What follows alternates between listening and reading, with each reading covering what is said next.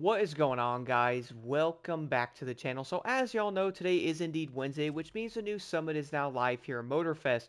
For this week, we have the Spooktacular, which of course is going to be based on Halloween. Who would have actually guessed it? But we're actually going to get ourselves the Ghost Rider tire, which I would say is kind of cool. Like, it looks, I guess, kind of dope. Kind of doesn't. We're also going to get ourselves the Hup 1 Burning Wheels edition for gold there, which is pretty dope. If you guys have it though, you'll get the money back for that, including 150k in silver. And you know what's funny? I kind of wish more summits would give you a money reward. I don't think many of them do that. Check in here, and as you can see, they do not. But besides that, though, there's one thing I did want to announce. So going forward, guys, I actually decided to do something different in the summits. For every single summit going forward, at least for the foreseeable future, I am not going to be using pro settings anymore. So you did hear that right. I'm currently in second place. Don't get me wrong, that's not going to stay there forever. Probably going to be a lot higher by the end of next week, but not running any pro settings on legitimately any event in the entire summit and the skills. Funny part is I actually had a great time not running pro settings. It's kind of weird. I do feel like it's going to be a tad more challenging, but also a lot more fun. Why? I honestly don't really know. But do keep in mind though, it's going to make the summit a lot more spooktacular. Yeah, I'll stop. That was awful. But nonetheless, though, looking at this one right now for the slalom, I did end up using the lovely Yamaha YZ450. The motocross bikes are quick enough to do it. You're not going to be breaking records, but then again, as long as you get a certain score with a score breaker, you're pretty much good to go because 129k is maxed out. For the Bullseye, though, we're going to have to use two different vehicles. For this, I actually use the Yamaha again. Then you're also going to have to use a powerboat. For me, I did end up using the WR1, but I would probably say you could also use like the Demon or something. And on top of that, you could also use something like a plane if you would like to.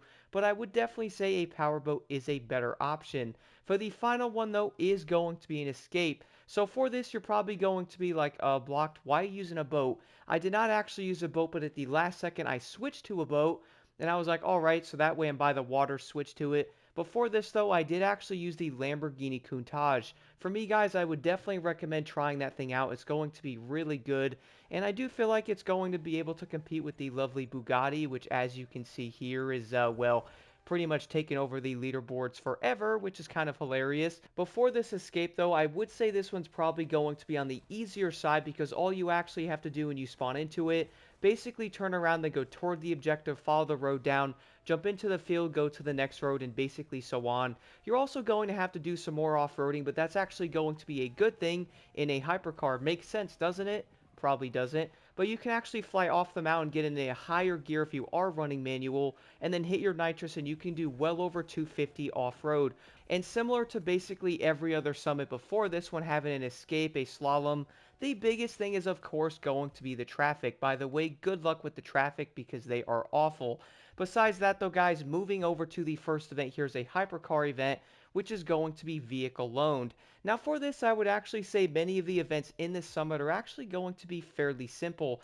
I did have a good time with the Shadow in the Night because it wasn't too difficult to do it, and I would say a lot of players might jump into these and go, okay, you know what, maybe these cars are not terrible. And the funny thing is, I would actually say the KS Masked Leader is not going to be a terrible vehicle. And if you are wondering, yes, you also have to use that car again in this event. Again, guys, I was running this thing with no pro settings in this event, and you know what? The car wasn't that bad. Like, yeah, it's not going to be perfect. I am definitely not going to be breaking records with it, but it was still usable. Can it turn better with pro settings? I would definitely say so, but without pro settings, it's still going to be fairly decent. I would actually recommend trying it. The next one, though, is going to be the Haunted Streets in a Street Tier 1 car. Who would have thought you had to use a car? But for this though, I did end up using the Honda Civic Type R Fitted Edition. This car I would actually say is fairly decent. Is it the best Street Tier 1? Well, probably not, because you'll notice a trend here of which cars are being used. The Audi RS2 Avant is going to be fantastic. The Audi RS3 Sportback's also great. The 911 Carrera RS 2.7 is actually considered one of the current metas in the Tier 1 category. But I would actually recommend trying out the Honda Civic Type R. Like, yeah, this thing isn't the fastest car out there. I just really enjoy the way this thing does drive. Funny thing is, I normally had pro settings on it before and trying the event out without it. I was noticing some things here and there in certain corners, but you know what? It was still pretty decent. And then for the next event here in the summit though, you will have to use the Creator's Hunter 51. This is probably going to be one of the weirdest trucks in the entire game and also one of the most unused vehicles in the entire game. I wonder why, because it's a very weird looking vehicle from the crew too. Now for this event specifically though, I would actually say many players might look at this one and go, oh no, this is going to be terrible. Yes, this event is going to have a ton of tight corners in it in the beginning of it, and also toward the middle of it. Toward the end, it's going to be a tad quicker, but there is a lot of hairpin turns in this event. Funny thing is, the Hunter 51 is actually going to benefit from one specific thing I did notice. Guys, do not be afraid to use that e-brake in this event. Hear me out though. If you actually go around the turn, holding that e-brake down does make you a lot quicker. I was noticing using that around certain corners, holding it a bit will get you around the hairpin corners way quicker.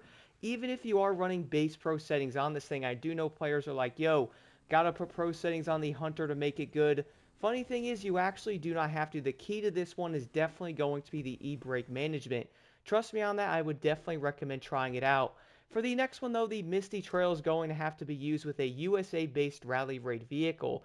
You're probably going to notice looking at this that the Evo 2 Wrangler is easily the #1 option. What did I use? Well, not the Evo 2. I did end up using the Jeep Wrangler Unlimited Rubicon 392. This thing I would have to say is probably one of my favorite rally raid vehicles behind the Tacoma. It's just so dang fun with the acceleration. The car sounds so good, or the SUV, tomato tomato. Regardless though, the Rubicon 392 is a great vehicle overall. Like, is it the best handling truck? I would say it's probably going to take a tad to get used to it with the way that it does feel, but I would definitely recommend trying this thing out, man. It's so dang fun to use it. Now for the final event here in the Spooktacular Summit is going to be the Midnight Stroll. For this, you'll actually have to use the Kombi Ghost Hunt Edition, which is of course going to be a pretty odd looking vehicle. Have to say it right now though, man, this thing is not a terrible car. Hear me out though, because you're probably like, Blocked, what are you talking about, dude? The Kombi Ghost Hunt is awful.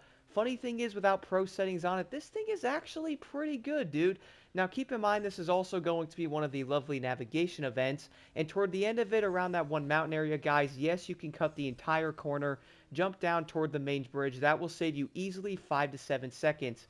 I would definitely recommend doing that for an extra like 4, 5, even 7,000 points. And the funny thing is with the Ghost Hunt though is be careful around the corners with it, and funnily enough, with this truck being smaller, it actually corners really well. I would say in some ways it probably doesn't make that much sense.